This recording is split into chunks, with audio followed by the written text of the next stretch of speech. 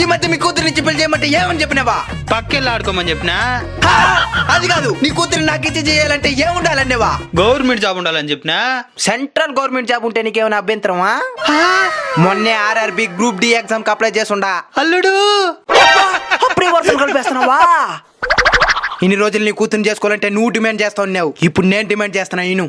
10 ఎకరాల భూమి, 10 అంతస్తుల మేడ, ఒక రైలు కావాలి.